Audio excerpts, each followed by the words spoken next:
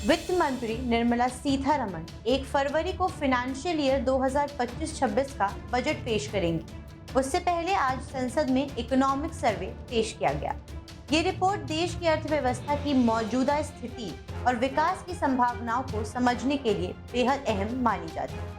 नमस्कार, आपका स्वागत है डेली 24 भारत में। मैं हूं आपके साथ अदिति। वित्त मंत्री निर्मला सीतारमण 1 फरवरी को लगातार सबसे अधिक केंद्रीय बजट पेश करने का रिकॉर्ड बनाएंगी।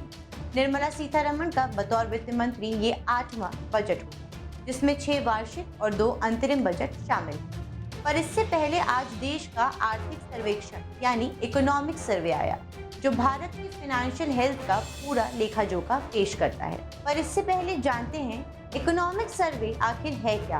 आर्थिक सर्वेक्षण यानी इकोनॉमिक सर्वे एक वार्षिक रिपोर्ट है जिसमें देश की आर्थिक स्थिति के बारे में विस्तार से लिखा जाता है।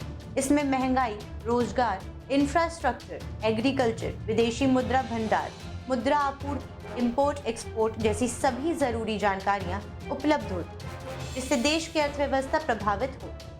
रिपोर्ट जनता को सरकारी नीतियों और उनके प्रदर्शन, उनके प्रभावों, नवाचारों और विकास के बारे में जानकारी देती है। इसमें तीनों मुख्य सेक्टर्स को शामिल किया जाता है, जिसमें प्राथमिक कृषि तथा कृषि से जुड़े कारोबार, सेकेंडरी में मैन्युफैक्चरिंग सेक्टर और इसके अलावा सर्विस सेक्टर जिसमें आईटी एंड लॉजिस्टिक इत्यादि शामिल होते हैं। ये हालातों के बारे में रिपोर्ट शामिल होती है।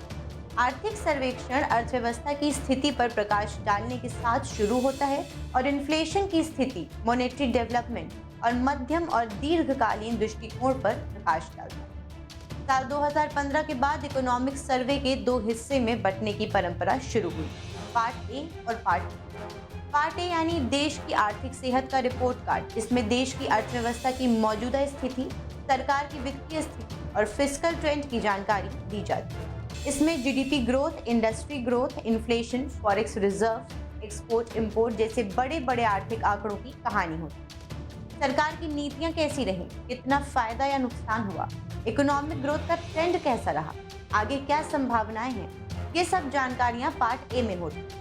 अब बात पार्ट बी की, तो दूसरा हिस्सा यानी पार्ट बी जुलाई या अगस्त में पेश होता है। इसमें यह बताया जाता है कि जनता के लिए क्या किया गया, बेरोजगारी की दर कितनी, नए रोजगार कितने बने, शिक्षा, स्वास्थ्य, गरीबी, जलवायु परिवर्तन पर सरकार ने कितना खर्च किया, किसानों और छोटे कारोबारियों को कितनी मदद मिली, महंगाई का जनता पर क्या असर पड़ा। यानी ये सर्वे सिर्फ आंकड़ों का खेल नहीं, बल्कि ये बताता है कि आम आदमी की जिंदगी पर सरकार की नीतियों का क्या असर पड़ा। साफ शब्दों में अगर कहें तो देखिए, अगर यूनियन बजट देश की आमदनी और खर्चों का प्लान है, तो इकोनॉमिक सर्वे उस बजट का एक्सरे होता है। यानी कि इस सर्वे में बताया जाता है कि पिछले साल देश की आर्थिक स्थिति कैसी रही, जीडीपी कितनी बढ़ी या गिरी, महंगाई ने कितनी मार मारी, बेरोजगारी का क्या हाल रहा, इंडस्ट्री और खेती कैसे चले, एक्सपोर्ट इंपोर्ट में क्या उठापटक हुई और देश के पैसों की स्थिति कैसी रही। इसमें सिर्फ इसी साल की बात नहीं होती, पिछले कुछ सालों का भी पूरा लेखा जोखा होता है। इसे फाइनेंस मिनिस्ट्री जारी करती है और इसके पीछे सबसे बड़ा दिमाग होता है चीफ इकोनॉमिक एडवाइजर सीईए का। अब ये समझिए कि सीईए का रोल डॉक्टर जैसा होता है, जो पूरे देश की अर्थव्यवस्था का चेकअप करके रिपोर्ट तैयार करता है और सरकार को बताता है कि क्या दवा दी जानी चाहिए। अब दूसरा सवाल ये, इकोनॉमिक सर्वे का महत्व और उद्देश्य क्या है।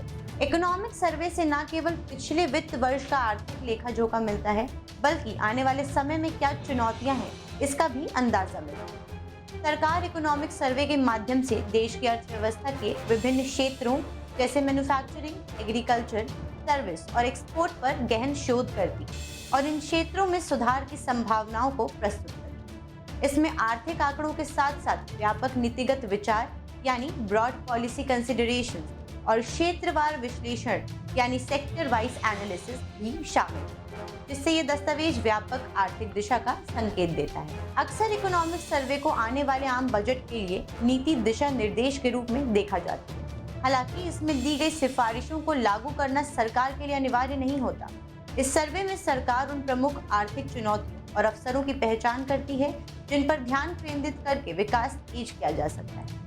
इकोनॉमिक सर्वे बताता है कि इकोनॉमी की रफ्तार बनाए रखने और इसे बढ़ाने के लिए सरकार को कौन से कदम उठाए जाने की जरूरत है। अब जानते हैं सबसे पहले इकोनॉमिक सर्वे के बारे में। देश में पहला आर्थिक सर्वे 1950-51 में पेश किया गया। 1964 से इसे बजट के एक दिन पहले प्रस्तुत करने की परंपरा शुरू हुई। इससे लोगों को बजट से एक दिन पहले देश की इकोनॉमी का हाल पता लगने लगा। जिस साल सरकार के कार्यकाल का अंतिम साल यानी देश के लिए चुनावी साल होता है, उस साल फरवरी में अंतरिम बजट पेश किया जाता है। ये सरकार का पूर्ण बजट नहीं होता, बल्कि अगले कुछ महीनों के लिए संभावित खर्चों का लेखा जोखा होता है। फिलहाल के लिए इतना ही। आगे की जानकारी के लिए देखते रहें डेली 24 भारत।